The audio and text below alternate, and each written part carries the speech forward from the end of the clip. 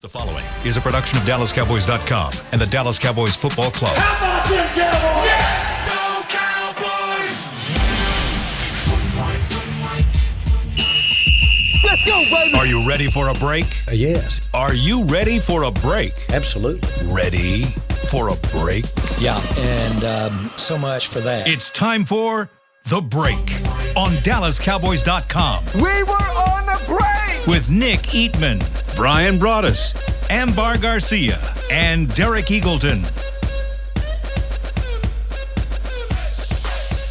It is Wednesday, January 4th, 2023, Season 18, Episode number 100. Welcome to the latest edition of The Break, live from the SWBC Mortgage Studios at the Start, presented by Miller Lite, the only beer of the Dallas Cowboys. I see a lot of looks of, wow, we made it to 100 shows. Yes, it's the 100th episode of The Break here in season number 18. We are legal. We are legal. All right, we got a lot we're going to talk about today. We got a roster move there. We got a roster move. We got some injury updates. We're going to get into the Washington offense versus the Dallas defense. We might even get to some fan questions here in the final segment of the break. Let's start first with the roster move. Cowboys release wide receiver James Washington. Why did this free agent acquisition fail? Because he got hurt in OTAs and mini camps, and they really couldn't see him there. They had an idea of what the player could be. The last part of his career at Pittsburgh, Ben Roethlisberger, we kind of know that game wasn't going down the field. He wasn't as accurate. They were all those receivers in Pittsburgh who initially we were like, wow, look at this group, Claypool, look at all these guys. I mean, they're all good players. And then the quarterback just goes off the cliff. And then they had their situation where the young quarterbacks just weren't ready to play. So now he transfers to Dallas. The OTA's minicamp, we're all watching practice. We're all looking. We're all taking notes, getting our stories ready. He never practices. And then all of a sudden you say, okay, well, let's see what happens at training camp. And then he gets there. First practice, we're all standing along the fence, gets hurt again, And so now you're sitting there going, well, people develop. I mean, you get guys. I mean, they were chasing a receiver. I mean, we sit there and show 91, 92, 93, 94 were about Odell Beckham. We were talking about that, and so they were chasing wide receivers, and he was a guy that they just really didn't have a clear understanding of what he could do. Put him out there a couple of times, and they got better players that can play, and that's why you move on. Yeah, even from practice. I mean, the times I personally watched, he never really stood out or did anything that really was good enough to get him. And even the time that we were waiting, okay, finally we're going to see him, what he can do on the field when they play him. He only got one. They only targeted him once, and it was a drop. So then that was disappointing. But he just never got to become, like Brian said, got to develop into that guy that even coming out of college, he was apparently pretty good. I never really saw him play. I saw highlights when they got him here, but a very talented guy in college. But it just, even then, it just didn't translate to what the Cowboys were looking and needing at the time. He wasn't able to step up. Does it all make you nervous that when you look at that, obviously you still got games to go through in the playoffs, hopefully multiple games, and you never know what happens with injuries. Does it make you nervous that maybe they should have held on to him just to have the extra body in the event you need him due to injury? Yeah, I'm a little surprised by that, but I think this game, when they realize that they're going to have to play it, they're playing this game, and from the injury standpoint, there's more guys that you need to kind of maneuver around and you kind of with the roster and from the practice squad moving up, and you got injuries. You're just going to have to kind of mess with the roster, and so you got a veteran receiver who's not really playing special teams and he's not really in the rotation. And T.Y. Hilton has definitely taken over that spot that it just didn't work. I think Nick's right about this, though. You're running out of. I think that Washington was a guy initially that was here to protect yourself, and then all of a sudden you had guys that developed, and then you're starting to use these guys to play off the practice squad. You're running out of. You're using all three of those elevations, and now you're in a situation like, okay, we've depending on what you think about Turpin. There's another receiver. You got Tolbert. I know if something were to happen, you probably really don't want to throw him out there. But that's what you're going to have to do if you have an injury. But they've got these practice squad elevations, they have to think about. They have to think about their center. I think they've used all those for, those guys. And with Shipley? Shipley. Yeah. So, I mean, maybe it's a situation for 1 week. You're going to have to. And but to he was get it right, you can only use it three times. Three on times. one player. Three times, right. So, you're now depending on, okay, what about Farniak? Okay, Farniak gets through this week and everything's cool. Me personally, I felt like that Washington was the 53rd player. That's where I was when you looked at the big picture of it. I'm like, okay, if they have to make a move to get somebody back on, James Washington's going to be the guy that's gone. That's once they got T.Y. Hilton, once he was incorporated, once he started making plays, my need for the protection of James Washington is no longer here. All right, let's move on. Let's talk about some injuries. I got some names I'm going to run down if you guys can give me kind of an update on where we are with them. Tony Pollard did not play last week. Where are we as far as his return? He said after the game last week he was going to play, and I think that You say he as in Tony said that. Pollard Okay. said he would play. That doesn't always mean anything. Players always think they're going to play, but I just get the sense we'll see what they do with practice. I mean, the whole schedule's upside down right now. But when Mike McCarthy talks, he might be answering that question. But I think my gut is that he'll play. Yeah, I think that they At least for 12 yards. Yeah, that's the thing. I think that they need to get some things back going with this running game again. This is going to be a difficult team to run the ball against. We'll talk about their defense tomorrow. I mean, just watching them play the Browns and stuff like that in a couple other games, there's some challenges up front.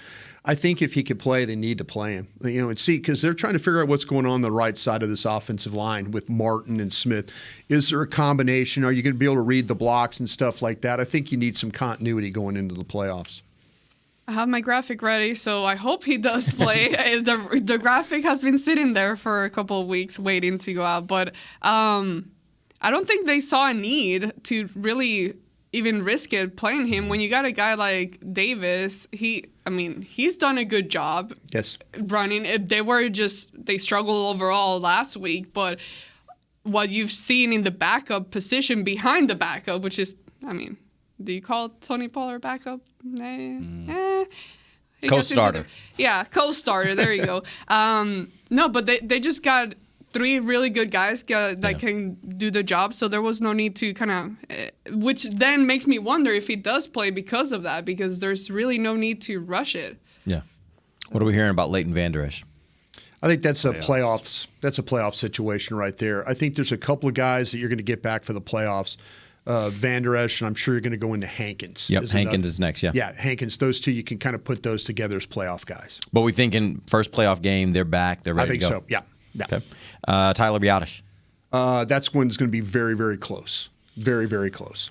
And close as in this weekend close. No. Close, no, it's like close for the playoffs. Playoffs, okay. Yeah, close for the playoffs. They love the kid's toughness. They love everything about him. They love how hard he's going to work. He's going to do everything he can. They're worried about him having to take on one-on-one blocks.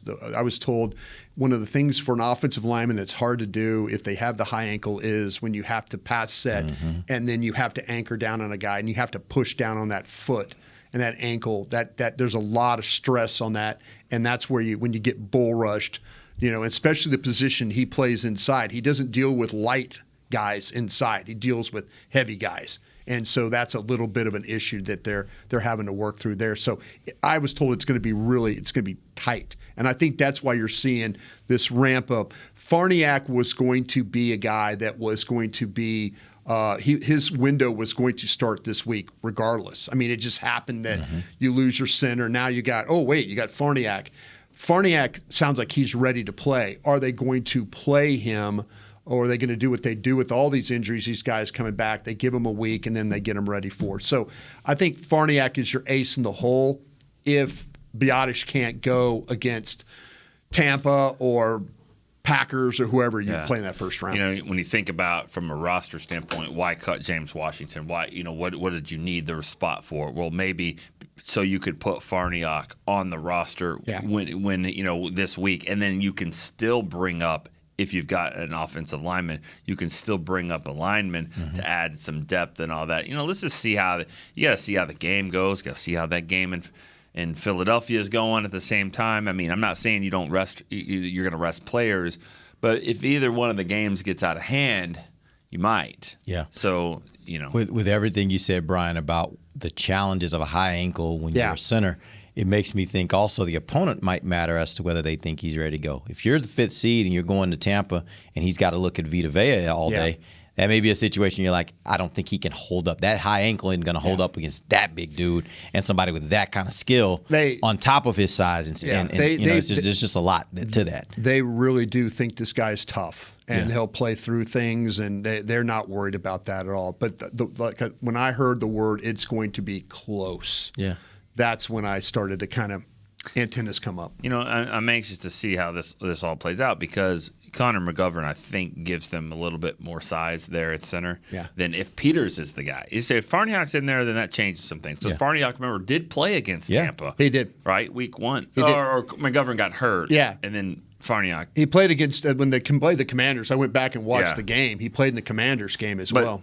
But against Tampa, the last 2 times they've played him, week 1 of the season this year and last year, size in the middle of the line. They couldn't run right up the middle. They had to try all this stuff on the Zach outside Martin was out the first time that you went to Tampa. Yeah. So I think this could be a situation where your offensive line is bigger than it's ever been, stronger than it's ever been, and we'll see how it plays out. But if Peters is that guard or tackle and Tyler Smith's the guard, I do think you've got more strength going up against Tampa if that's who you face than you've had the last couple of years. And that's also been, frankly, why I've been so shocked that the running game has been struggling here these last couple of weeks. Because my first thought when they decided to bring Tyron back and put him on the right side, I'm thinking, I'm embarrassed. Road grade. Like, you should be running over people, and that just hasn't been the case. I'm embarrassed to admit this, and I have all year. They miss Steele. They miss Steele in the running game. They really, really do, because there's offensive linemen get accustomed to playing next to a guy. And that's why they always talk about continuity. Mm-hmm. That's always say the same 5. They always want you to play with the same 5 guys, because what happens is you plug 2 Hall of Fame players next to each other and they haven't played never. Never. And that's what I'm saying. So all of a sudden, Martin knew how Steele was going to come off the ball and be an athlete and work to his hip and then get up inside and turn. And then now you're really not. Here's Tyron like, okay, when I was on the other side, I used to do it this way. So there's some figuring out going on when you start to talk about combination blocks. They'll tell you secure the down guy first and then get to the second level. Right now it's like they can't get the down guy secured, and now the second level guy is running over the top and making plays for 3 yards. Well, I mean, just think about what happened in the game. I mean, you're saying that these 2 future Hall of Famers, as good as they are, they're still figuring out on that right side how to work together. Yeah. Then you get an injury in the middle of the game. Yeah. All 3 of the other spots change. Yeah. I mean, then Tyler Smith, left tackle, moves to guard. Peters comes in. The guard, everybody just slides to the right. And it's like slide to the right. And then it's like a wedding. Right. Then you got these other guys. Exactly. I got the picture of Brian. Yeah. What wedding was that? Rob Phillips. Oh, man. Oh, we got to tell that story sometime later. But go ahead, Nick. Poor Ambars. Those gold plates. Yeah. Rob had those gold plates. Those are called Chargers. Yeah. And Brian goes, hey, I just won Wimbledon. Rob's like, Rob had a lot of invite them back to anything ever. Rob again. had that open bar that kind of got to some people here on the program. Oh, that's hilarious. All about balance. All about balance. How many drinks can you carry in one hand? Wow. I carry a lot, if you've noticed. Good time. Were we going with that? I don't know. You got me when what was the wedding? It was a slide to the right. Yeah. We were but sliding to the right. You've changed so much about the offensive line when you start talking continuity. That obviously is not what they have right now. No, they don't. They really don't. They're trying their best to, it's like, hey, plug in, do this and that, and you're feeling like, oh, hey, they'll be all right. And then you start to think, man, these cats haven't played with each other here. Yeah. They haven't played in a game where they know they're, there's times, it's funny, I'm watching the games where I'm watching like with Zach Martin, and he always kind of kept an eye over on Steele. And he's still just out of habit. He's keeping an eye on Tyron Smith, and I'm going, man, how you get in such a habit of playing that, like when you keep one hand here and you're looking, and then you let him go, and then he just punishes Tyron Smith's guy, but that's what he used to do with Steele. So you get in that habit of, and he's probably thinking, why am I doing this? This guy over here is going to be fine. I need to worry about the center. Yeah. It takes a little work with each other there. All right, we're going to take our first break. When we come back, we're going to get into the Washington offense versus Dallas defense. We'll do that in just a second. It's DallasCowboys.com radio. Todd thought it would be secure to jog in the cheetah savanna. Todd believed the big cat repellent he bought online was reliable. And now, Todd is trying to be faster than this cheetah that can run 80 miles per hour. But the good news is, Todd has AT&T 5G that is fast, reliable, and secure. And he learned the best thing to do is stop running and toss her the backpack with the beef stew. AT&T 5G. Fast, reliable, secure. It's not complicated. 5G requires compatible plan and device. 5G may not be available in your area. See att.com/5G for you for details. What do you call a group of grown men and women with their faces painted silver and blue who get together every week to share a 3-hour-long ritual of jumping, singing, and toasting Miller Lite in 10-gallon hats while yelling, "How about them Cowboys?" You call it Miller Time in Dallas. Here's to the Cowboys. Here's to the original light beer. It's Miller Time. Celebrate responsibly. 2021 Miller Brewing Company, Fort Worth, Texas. Want to use what the pros use? How about the official men's skincare brand of the Dallas Cowboys, Jack Black? Right now you can get the Jack Black Starter, a curated collection of Cowboys locker room favorites for just $10 with free shipping. The starter includes 4 Jack Black skincare favorites plus a full-sized intense therapy lip balm. Go to getjackblack.com/Cowboys and use the code word TEAMJB. That's getjackblack.com/Cowboys. The Jack Black Starter, $10, free shipping. When you build, you start with the foundation. And home ownership is a foundation of a stable future. The Bank of America Community Homeownership Commitment has helped over 34,000 people lay the groundwork so far, with up to $10,000 towards your down payment or 3% of the purchase price, whichever is less. The satisfaction of owning your own place can become a reality. Visit bankofamerica.com/homeowner to learn more. What would you like the power to do? Bank of America NA, Equal Housing Lender. Credit and collateral is subject to approval. Restrictions apply. This is not a commitment to lend. Back to the break. Enjoy premier dining, shopping experiences from over 20 restaurants, shops, and more at the Star District. Make sure to stop into the Star District's newest additions. Visit thestardistrict.com for the full directory. Welcome back. It is the second segment of the break, live from the SWBC Mortgage Studios at the Star. This segment brought to you by blockchain.com. Real quick, before we get into the Washington offense versus Dallas defense, I just saw online Mike McCarthy is doing his press conference right now. We are recording that. It'll be up on the website a little later. But he did make mention about James Washington. Said something interesting. He said, I actually feel bad about James's opportunity here. Special teams plays a big part in these decisions.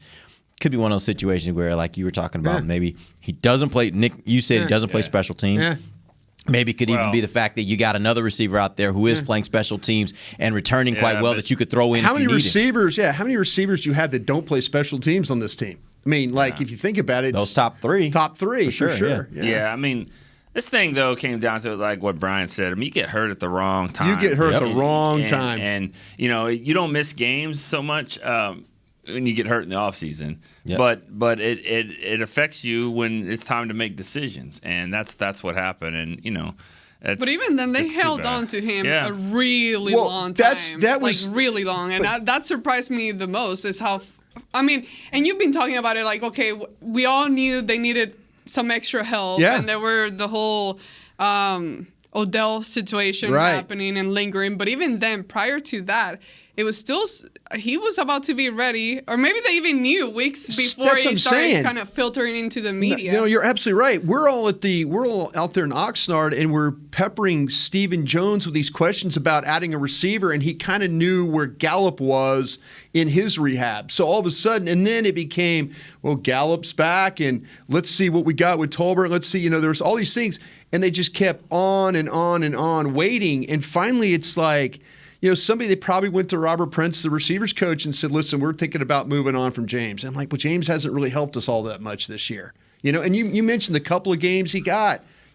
T.Y. Hilton in one game, all of a sudden our eyes go, whoa. James Washington, did he play today? Yeah. How many snaps did he get? To me, the guy that moved him ultimately off the roster was Noah Brown because in the offseason, when he wasn't taking snaps, Noah Brown was. And he was getting a rapport with Dak and actually playing pretty well. And so when the season started, he did a nice job. He's had some games. He's been up and down a little bit, but he's been, I think, for what you expect out of Noah Brown, I think he's been up more than down. He was the guy for Andy Dalton. Like it was. You didn't see much of Andy Dalton. I'm sorry. I think he was 2 years ago. Yeah, he was. Yeah, right. Well, Andy Dalton was in my head because I think I saw a donation to the fund that he made. So I guess his name was mentioned. But Cooper Rush. He became the guy for him. You didn't see much of Michael Gallup. You didn't see much of CeeDee Lamb whatsoever. And Noah Brown became surprisingly very reliable to Cooper Rush and kind of the chemistry they've been building at practice. That's an interesting point because when you think about it, I think I saw a lot of people this offseason who were not happy with the fact that the Cowboys didn't retain Cedric Wilson. And for what Cedric Wilson provided for this team, I think Noah Brown was equally as good at that role as Cedric Wilson was last year. So when you start thinking about what guys aren't here and what guys had to assume their roles, I think you would say as a number one receiver, CD has stepped up to that. I think you'll say Noah Brown stepped up to the role that Cedric Wilson was before. Right. The question just is, has Michael Gallup been able to come back from injury and be who Michael Gallup really needs to be? Yeah. And I don't know that you've seen that consistently enough, but those other two, you feel pretty good about where you are right now with those. Yeah, that's the thing about it is with Noah Brown, last year when Cedric Wilson was on this team, they tried Noah Brown first. Yeah, they did. They tried, and then Cedric Wilson kind of came along and started making plays. Yeah. And then all of a sudden it's like, man, we really don't need Noah Brown anymore. We got Cedric Wilson to make these plays. Yeah. So, it was – but he finally my role last year was to do this. Oh, now I have to do this now. So he's done a good job. I mean, Noah Brown, I know there's been some plays, but there's also been some plays where you're you're damn glad you have the guy. Yeah, and let's be honest. Noah Brown, you're not expecting for where he was drafted, for what he's been for this team throughout his career. If he were in here and he was perfect this year, that would be an anomaly. Yeah. You're not expecting him to be perfect. You're expecting him to contribute. And that's exactly what he's done. He's played the role of what he has to be. That's why he is the third receiver and not the top receiver on this team. Mm-hmm. All right, let's go ahead and talk about the Washington offense versus the Dallas defense. Let's start first with those quarterbacks because obviously that's been their biggest challenge. They got a good defense. They got a good running game. They have not been able to get the quarterback position right. Which quarterback gives them the best chance against the Cowboys? Carson Wentz, Taylor Heineke. They've also thrown out now that maybe Sam Howell even plays some this week. Yeah. Who gives them the best chance against the Cowboys? Sam Howell does. Sam Howell actually does give him the best chance. And I'll tell you this because I've seen him in college at North Carolina, and he was drafted in the 5th round. And you watched him in the preseason this year, and I was surprised. I was really, really surprised that they didn't. The only reason I think he didn't play is because they went and got Carson Wentz. And then they started off, the way they did and all that. Sam Howell's a damn good football player. He's a good quarterback.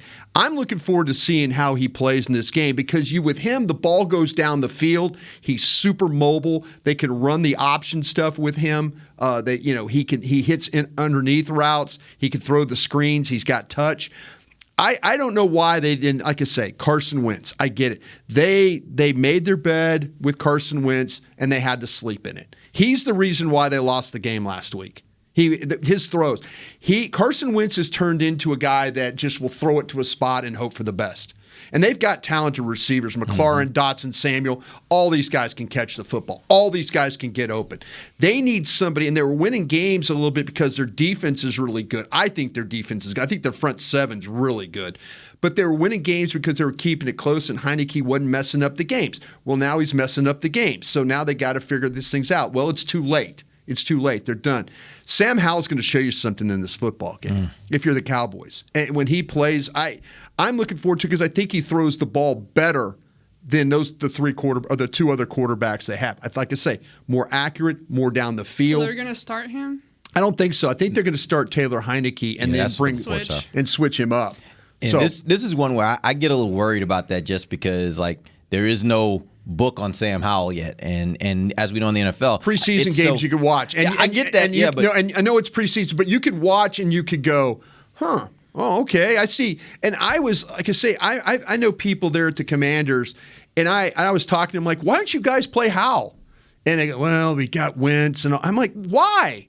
Don't you? I mean, this guy's better. He's a better player. And they're like, well, I feel like they stole him in the 5th round. Yeah. I know me personally, when he was drafted and we were doing the draft show that day, and I'm like, hey, they got a guy here. He took the heat for everything. That was a first-round quarterback until his senior year at North Carolina. First-round quarter. And then all of a sudden they had a 500 season, and everybody blamed him for that.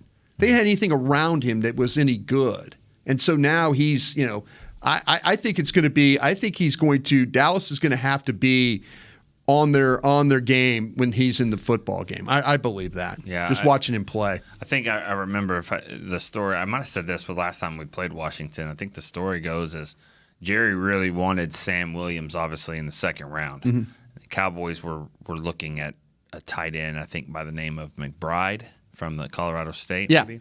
They really liked him. And they ended up, Jerry wins. And it's been a good pick. Sam Williams has been a good pick. In the 4th round, they had to get tight end. I mean, McCarthy's like, you got to give me Ferguson here. Yeah. Sam Howell was the guy they really wanted to take in the 4th round. Quarterback there, they really wanted to get him. And then they had those 5th-round picks, but I think Washington's picks were earlier. Both of their first 2. And they got Let's Go and I believe Bland. Yeah. And then they got a couple guys at the end, Ridgeway and Clark. But they really wanted Sam Howell. Wow. In the 4th round. I'm just saying. But it was because of those dominoes effect they really couldn't do it. The only thing I'd like to say, to me, I don't think the game is going to be too big for Sam Howell. It depends on can they get the running game going, and the thing you didn't see the first time around was Brian Robinson, the running back who was shot through the leg. He didn't play against you the first time. He's a really. It's so cavalier. It's like, he did. He got shot through the leg. Yeah. He did. It was a terrible situation. It's not funny. It's not. It's just the way you said it was just like, oh, he had a hamstring. I mean. Yeah. Well, yeah, it was. But he could really run the ball. Antonio Gibson's been nicked up, so Jonathan Williams is the other back that they've been kind of used. But their offensive line, like I say, this offensive line. Trey Turner at guard number 53 is the guy I think you go after in this game. If you go after a tackle, it's Charles Leno at the left side. So we'll see how they move Micah and others around to play this game. But they have a weakness at Turner at guard, and Leno at the tackle. But you better be able to kind of cover McLaurin, Dotson, and Samuel. All these cats can make some plays. So for fans that may not have seen Brian Robinson play, what's his game like? His game, as a runner? He is. I tell you what, he's one of those guys that when you watched him play at when he came out of Alabama, he was like an attack the line guy. I mean, it's like they hand him. It's sometimes like you say, you get these shotguns, you hand the ball to a guy and he kind of goes sideways. This guy takes the ball and goes downhill. I mean, fast. And so he's a big guy. And so now he's bouncing off guys, spinning off guys, grabbing the corner. This team, it's. I know they're out of it. This has to be one of the most if they would have figured out the quarterback situation, if they would have figured it out, they would be the 6th seed in this thing. Yeah, or they might even be competing. They threw away some games. They got talent. There's no doubt they got talent. They've done a great job of adding players. And people, well, they're 7-7-1, Brian. What the hell? I'm like, you know what? Or 7-8, whatever. I'm just telling you, man. They've got players, and if their heads are screwed on right for this football game, they're going to make it a hard game. Now, if they've got one foot in the parking lot and they're interested in we're not going to play everybody and all that. By all means, go for it. Go get a win. But if these guys want to play, I think it's going to be a really, really close game. I really do. I think they're going to challenge you with their skill guys on that offense. They're going to challenge you at tight end. They're going to challenge you with Robinson running the ball downhill, throwing the screens to him. Everything, they're going to do everything they can to kind of get their offense going. And maybe, like I say, maybe Howell is this guy that comes in and all of a sudden it's like the last game of the year and they're like, wow, we've got a guy. I thought in the preseason they had a guy. But Brian Robinson, to answer your question, Dirk, I'm sorry I was jumping all over the place. No, good. 6'2", 228 pounds. He brings it every single time he carries the ball. We're going to go to our final break. When we come back, we have a few more questions regarding this matchup, Washington offense versus Dallas defense. We'll be back, DallasCowboys.com radio. The season is finally here. For months, we've been gearing up to win. Now it's time for the team that performs on any field, United Ag and Turf. With John Deere Zero Turns for mowing, compact tractors for loading, mini excavators for digging, Gator utility vehicles for hauling, implements for grading, hay tools for baling. United Ag and Turf, for winning. The official Ag and Turf equipment supplier of the Dallas Cowboys. Visit UnitedAgAndTurf.com for more. Todd thought it would be secure to jog in the cheetah savanna. Todd believed the big cat repellent he bought online was reliable. And now, Todd is trying to be faster than this cheetah that can run 80 miles per hour. But the good news is, Todd has AT&T 5G that is fast, reliable, and secure.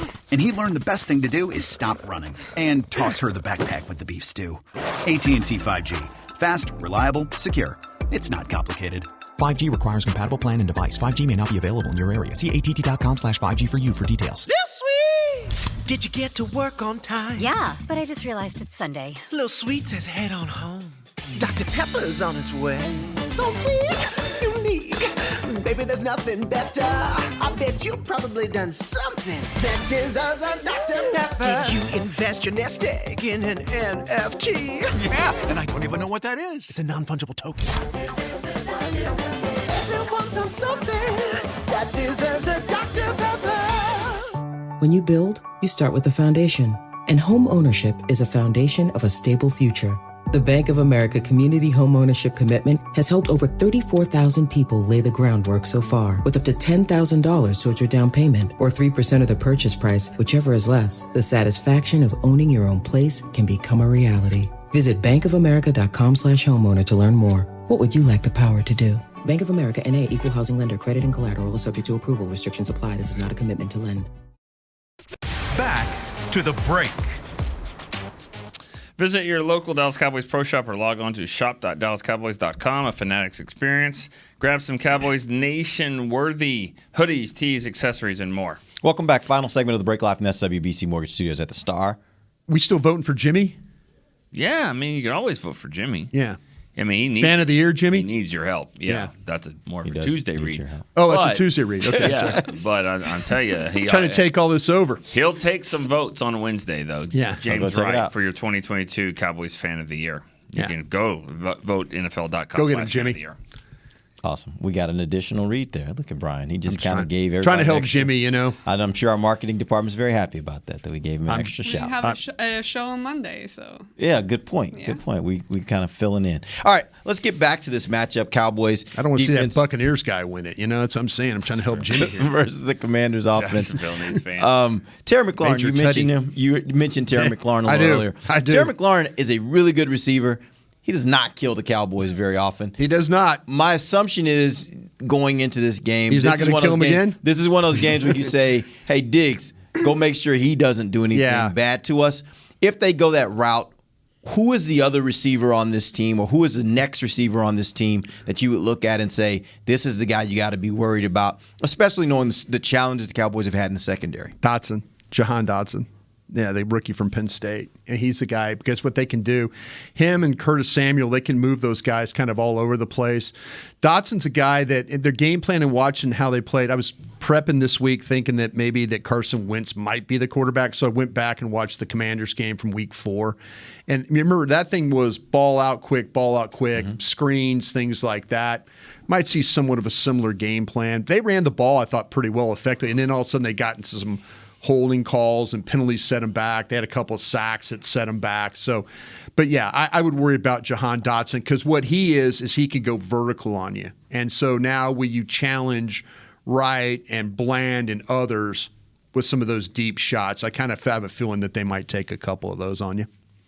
Yeah, I mean, when I look at that team, I do think, McLaurin's their main guy. But for some reason, he just hasn't been – maybe it's the quarterbacks, back and forth. But, like, he's got a lot of yards this year. Very sneaky, though, because that's the way he played. Has a big game. If you said, Brian, give me one of the most underrated players in the National Football League, I'd say Terry McLaurin every time. Because what happens is – we're watching highlights and, gosh, McLaurin had another catch. Oh, yeah. And then you look at the stats and like, he had 5 catches for 106 yards and a touchdown. And you're like going, okay. And then he could catch the ball on all levels. But he is one of the most underrated. But you're right. Against the Cowboys, it's kind of like he sees Diggs and he kind of like, ooh, I don't know. But so it'll be interesting to see how they try and take him out of this football game. And it might be with Diggs, traveling with him. They're gonna have to do something. I don't want this to be the game where all of a sudden he ends up with 148 and 2 touchdowns and something like that.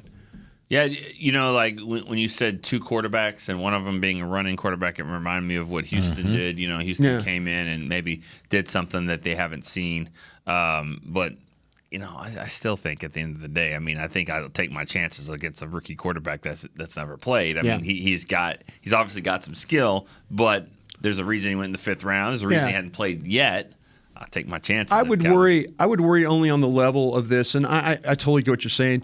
With I know that Jarrett Stidham last week for the Raiders played against the 49ers really didn't have they're like, whoa, what's going on? The guy threw for 3 something, I mean, and all of a sudden you don't have tape on a guy, you're not really sure, and all of a sudden the guy gets hot, he starts finding receivers. All of a sudden you're like going, wow, we're not covering very well today and we're not getting any pass rush. Minshew did that to the Cowboys. Yeah. The Saints had some tape on him. Yeah. He didn't look the same. Yeah. So, it happened. And that's the part that worries you. You just don't have the tape. You just don't know their kryptonite. That's the thing. You might be able to see a couple things from the preseason, but you don't know what it is they don't want to do. I just take that away. I'm being really bullish on Sam Howell because I know what I saw at North Carolina, and I know what a veteran college quarterback. I mean, Mitch Trubisky at North Carolina was a 1-year guy, and you're watching, you're like, oh, Mitch Trubisky, and he gets picked 3rd overall. This guy played a ton more games at North Carolina. And so now your experience, and then you saw stuff in the preseason, and maybe it's a little bit like what we saw when Cooper Rush first came in the league. And Cooper Rush was leading the NFL in the preseason for passing, ratings and all that stuff. And you're going, oh man, maybe this Cooper Rush just got something here. Sam Howell is just, to me, when you watch the body of work at him, I like I say, the mistakes that the Commanders have made is they went and got Carson Wentz. Yeah. That's the mistake. If they could have rode with Howell and Heineke, maybe they would be in the playoffs. Maybe that would be the playoffs. This team is just too talented not to be in the playoffs. I mean, I'm just looking at it going, they had a chance. I mean, they had the Giants. They had the Giants beat, and the officials. We always talk about that. Take that game away from them. Yeah, I just saw this tweet on Twitter. Nikki Havala, I hope I pronounced that correctly. She is a reporter that covers the Commanders. Her tweet was Sam Howell's taking the first team reps in practice. There you go. So maybe this is a week where they feel like they're looking at next year, obviously. Sure. And so this might be. She's a reporter for who? She is a reporter, Washington NFL reporter for the Washington Post. Okay. Why? No, I'm know her? No, I don't. Okay. I'm just curious. She was previously with The Athletic. Okay. And the Denver Post. And the New York Times. Obviously not with WashingtonCommanders.com. And so I was just wondering if that tweet came out of here of so and so is taking first team reps. Yeah. I mean, we'd have meetings in the There'd hallway. Be some problems. There'd be some problems. I'm just kind of curious. Because just for those out there listening, the local reporters are not supposed to give away this kind of stuff from what they see in practice. Now, sometimes it happens, but you're not supposed to. Well, I was gonna ask. You mentioned Houston, and I remember for that game that the Cowboys did struggle with the quarterback situation. It just took them by surprise. But I don't remember. Were we expecting that week for 2 quarterbacks to play? No, because they called him up off the practice squad on a Friday. Yep. I mean that they practiced him all week, and then all of a sudden they elevate him right before the game. So you're just thinking, well, maybe it's an injury concern. Maybe it's an injury. It happened. So it was complete. Yeah, that's the part I couldn't remember if it was completely by surprise. Because at least the difference here is you already know. You know kind of what's about to happen this week. That person's going to get a phone call probably. Well, either that or Nikki knows A, they're selling the team. Right. B, the head coach really is going to get fired. Nobody will notice. And C, it's the last game of the year, and she's firing the last shot. Nikki's got this thing lined up down there. She's got it all figured out. Nobody you're going to yell at me, you're selling the team. Okay? Go worry about y'all got other problems. Go worry about Commander Tutty or whatever that thing is over there you're dealing with. Commander Tutty. What is that? Major Tutty. Major Tutty. I love the name Major Tutty, by the way. I do not like it at all. It makes me think of something else. It makes me think of a grocery store. Why a grocery store? What are we talking? Were we talking about the pig? Yeah. They're like Piggly Wiggly. Piggly Wiggly. You ever seen? Wow, that goes way back. All right, well, I that go doesn't way still back. exist, does it? I don't know. think it does. Maybe it They does had a now. logo. Their face. The logo was Major Teddy. The logo was Basically, they just stole Major Teddy So, from Piggly Wiggly. Did they just announce this? Like, I yeah, mean, like, I think it just came out. It this debuted week. last week. Last week. There's nothing. Why? The Commanders. I don't know. And the funny thing is, they like, only why? scored one tutty last week. The Commanders. It's not a major tutty when you only score one. let's talk. Nobody about, said the Leave them Commanders' alone. timing is any good. Can Leave them alone. we talk about something that's really, really important Don't here? kick them while they're down. Seriously, Yeah, I got sure. a They are the legitimate Commanders. question. What benches are we going to have for this game? Are we bringing our own? I mean, That's interesting because nobody's ever had that. We haven't really had that conversation in a while, have we? I mean, we got new benches. Did we keep them? Did we? What Are they happened? still stored somewhere in- Renting? in- I think they rented them. Reston, Virginia, or something like Yeah, A couple of weeks ago, I actually asked Todd Williams this question. because he would know. And you know And what the he answer? told me? Yeah. He said, he goes, well, first of all, if we do bring our own benches, we're not allowed to put logos on them. So I don't know. So Okay, so we won't be able to really tell, I guess. yeah, if won't be they're- able to tell if they're The new. pettiness of Washington to come So back petty. and do it in the dome, in the 72 degree, where we're Of a bringing, brand new stadium, we're by the bringing way. our benches. It's like, oh, cool, okay, yeah, you won. I want you guys. I want you guys to get a picture with Commander Teddy. I will not. I want to see a picture with Commander Teddy. Amber, Come go on, for Nick. it. You can do it. Nick, you can do it. Just take one. Yeah, just like walk up next to him and give him the Piggly Wiggly sign. What exactly is the Piggly Wiggly sign? Like, do your nose up. Oh my God. Give him the go like, oh. Well, we're doing that. We're doing that anyways. Right? We're all about Maybe bits. we'll bring Rowdy with us. My man Rowdy has never looked so good. I know, They right? throw him. Hey, out I'm there. telling you what, though, there's been a lot of in college football mascot crime on each other. Have you seen some of these Yes. things? Like Yes. Like Arizona what? State, Like they're attacking each other? yes, like Fighting with each other. fighting with like the Arizona, Wow. like the Sun Devil guy beating up on the duck, knocking his head off and stuff like that. And it's Everybody crazy. wants to fight the duck all the time. Why Hey, is the duck just a problem? I don't know. The duck is an It issue. happened. It happened like maybe like He is. 15 years ago. There's one on YouTube. I think it was Houston and Oregon. The cougar Yeah. and the duck. Yeah.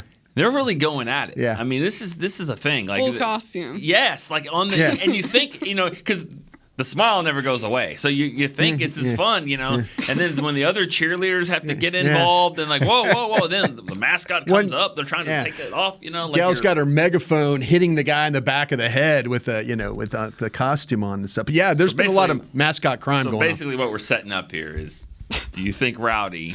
Could take Major Teddy? Yeah, but I'm guessing so, right? yeah, I think so. Rowdy is more athletic.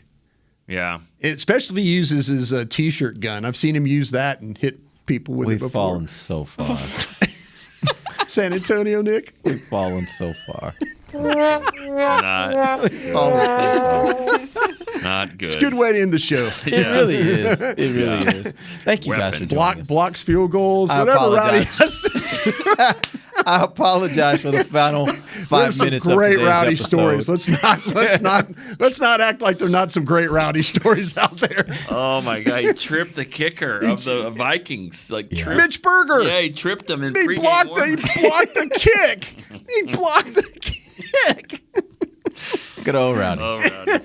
All right, we appreciate you guys joining us. We'll be back tomorrow. We'll get into the Washington defense versus the Cowboys offense. So Major Nick Teddy. Eatman and Brian Broaddus, Amber Garcia, I'm Derek Eagleton. This has been The Break, live on DallasCowboys.com radio. This has been a production of DallasCowboys.com and the Dallas Cowboys Football Club. How about this, Cowboys? Yeah!